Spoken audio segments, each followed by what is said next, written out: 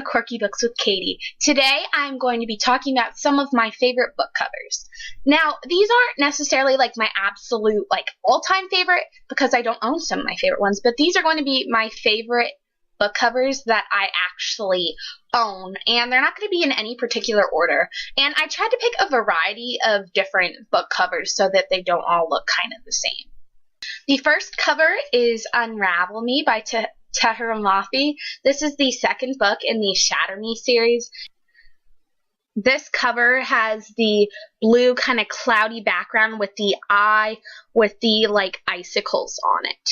Now, I love this cover because the cover for the first book in the series, it was just a girl on the cover, and I didn't really like it that much, but I love these new covers. I just think that they're really simple, and the colors are really pretty, and I love how the words are crossed out on the cover because that's what Juliet does in the book, and I'm really excited to see what the cover is going to look like for the third book.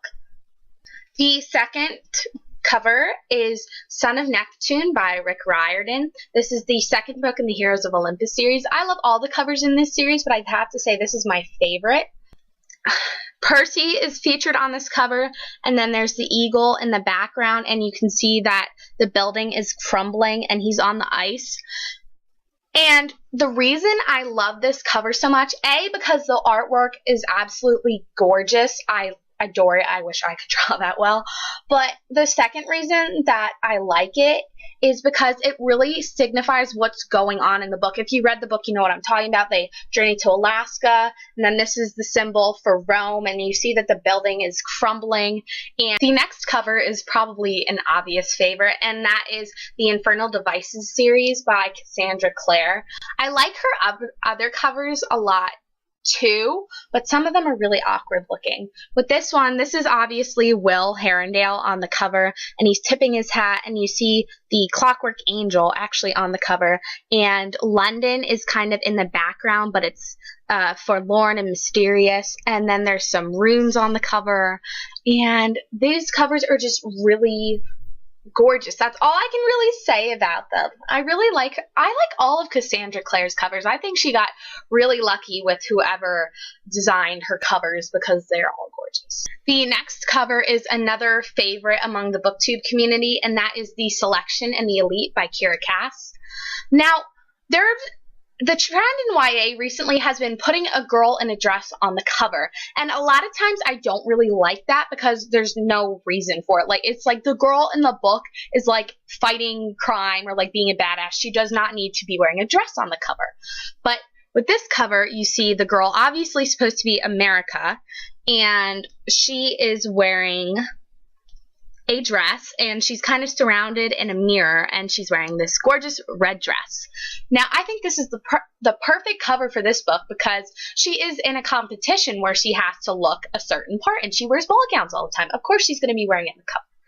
I really like the color of the red dress, and I also like the color of the blue one she's wearing on the first cover. Next is the Starcrossed series by Josephine Angelini. These covers are absolutely gorgeous. Sorry if I'm blinding you with the shimmer, but this cover, it features another girl in a dress, but it has the ocean in the background, and I really like the font on this. And I know the girl in the dress doesn't have really much to do with this story, but I really like all of the covers in these series because they're just pretty. I have a weakness for pretty covers. If a book has a good cover, I'm more likely to buy it, probably, as shallow as that sounds.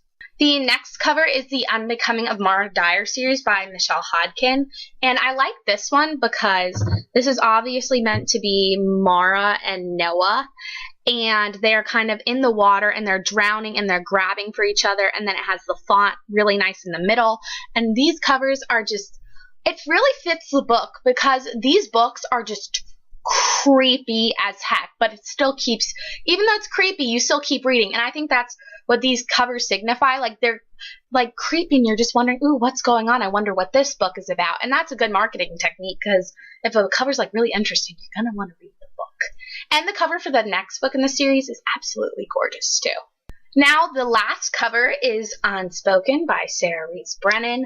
I just love the color of this. Sorry for blinding you guys again. And it's red, and it's just a shadow of a girl standing outside of the gate.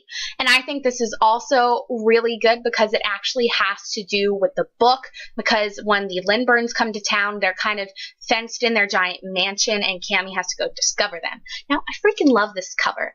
My issue with this series is that they decided to change the covers, and now it looks like the typical teen paranormal covers.